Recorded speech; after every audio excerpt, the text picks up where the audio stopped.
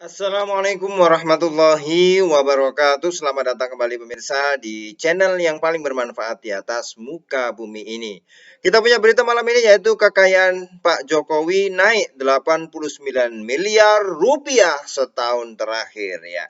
Kita lihat ya beritanya. Jumlah harta kekayaan Presiden Joko Widodo naik sekitar 8,9 miliar rupiah selama pandemi COVID-19 berlangsung. Hal itu terungkap dari laporan harta kekayaan penyelenggara negara LHKPN Pak Jokowi di situs resmi KPK. Pada LHKPN yang dilaporkan 12 Maret 2021, harta kekayaan Pak Jokowi mencapai 63,6 miliar rupiah. Jumlah itu meningkat dari LHKPN Pak Jokowi pada 29 Februari, yaitu setahun sebelumnya ya, 2020, yang berada di angka 54,7 miliar rupiah. Jadi 54 naik jadi 63 miliar rupiah.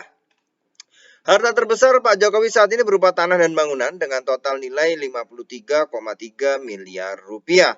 Jumlah itu meliputi 20 aset tanah dan bangunan di Surakarta, Karanganyar, Jakarta Selatan, Boyolali, Sragen, dan Sukoharjo. Nilai aset tanah dan bangunan Pak Jokowi naik 7,7 miliar sejak 2020 ya. Jadi nilai asetnya itu naik ya. Tahun lalu 20 aset tanah dan bangunan milik Pak Jokowi memiliki nilai 45,6 miliar rupiah. Jadi bisa jadi bukan nambah tanah atau bangunan, tapi tanah dan bangunan yang ada tahun lalu itu nilainya meningkat gitu ya. Nah, tahun ini Pak Jokowi juga memiliki harta kas dan setara kas yaitu 10 miliar rupiah. Alat transportasi dan mesin 527,5 juta rupiah, serta harga bergerak lainnya senilai 357,5 juta rupiah. Pada tahun lalu, harta kas dan setara kas Jokowi senilai 8,9 miliar rupiah, alat transportasi dan mesin 647,5 juta rupiah, serta harga bergerak lainnya senilai 360 juta rupiah. Pak Jokowi tidak hanya mengalami peningkatan harta kekayaan, tetapi juga pengurangan utang. Saat ini Pak Jokowi punya utang 597 juta, berkurang 263 juta dari sebelum pandemi COVID-19 berlangsung ya. Sebelumnya KPK menyebut 70% harta kekayaan para pejabat negara naik selama masa pandemi COVID-19. Ya, ini apakah kita harus sebagai rakyat ya bergembira karena kalau kita lihat orang lain gembira, kita juga gembira, atau kita sedih? Ya, ini tulis di kolom komentar ya para pemirsa ya. Saya ulangi, KPK menyebut 70% harta kekayaan para pejabat negara naik selama masa pandemi COVID-19.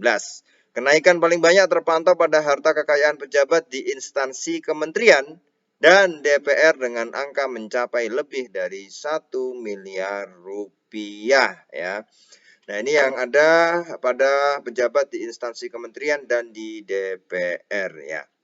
Ini para pemirsa, selama pandemi ya naik, apakah ini yang naik adalah nilainya atau nambah? Memang bertambah ya. Jadi artinya 100 juta tahun ini dengan 100 juta tahun depan kan berbeda ya. Itu kalau kita lihat aset, kenaikan aset. Tetapi apakah kemudian memang nilainya yang naik ya, atau memang bertambah gitu ya selama pandemi COVID-19 ini? Tadi disebutkan oleh KPK 70% harta kekayaan pejabat negara selama pandemi COVID-19 naik. Nah, bagaimana naiknya? Apakah ditelusuri oleh KPK? Ya, silahkan KPK menelusuri semuanya. Yang jelas para pejabat sudah lapor ya. Dari pelaporan itu maka KPK berhak untuk menghitung-hitung ya, naik apa enggak, apakah signifikan naiknya atau enggak wajar, atau ya wajar-wajar saja lah, atau bagaimana, itu adalah urusan KPK ya. Mudah-mudahan ini menjadi amanah yang betul dipelihara oleh para pejabat negara ya. Karena kalau banyak yang ngomong ya di sekitar saya, banyak teman-teman juga yang curhat, justru harta rakyat ya, harta rakyat dalam tanda kutip yang saya tahu ya, yang ngobrol dengan saya, dengan teman-teman itu selama pandemi Covid malah berkurang. Berkurang. Nah, ini ada apa? Ya, pejabat kok malah naik, rakyat malah berkurang. Atau rakyat terpaksa ya memutar otak, akhirnya pinter jualan ya. Itu di TikTok ada itu, pinter jualan ya. Jadi saya selama pandemi COVID-19 ini malah pinter jualan. Wah, bagus gitu ya. Mau mutar otak dengan kondisi terjepit malah mutar otak pinter jualan. Ya minggu pertama jual kalung, minggu kedua jual cincin, minggu ketiga jual anting-anting, minggu keempat jual semuanya dijual gitu. Tapi ini justru menyindir kita semua. Sampai sejauh mana kita ini punya empati untuk saudara-saudara kita yang sedang tertimpa kesusahan. Ya mudah-mudahan ini bisa terus kita gelorakan rasa kedermawanan ini kepada orang lain, terutama di masa pandemi COVID-19 yang susah ini ya, susah. Kita semua mengalami susah ya. Mudah-mudahan semua yang kita lakukan bermanfaat dunia dan akhirat. Amin Allahumma amin. Terima kasih para pemirsa. Menjadi cerdas adalah pilihan. Wassalamualaikum warahmatullahi wabarakatuh.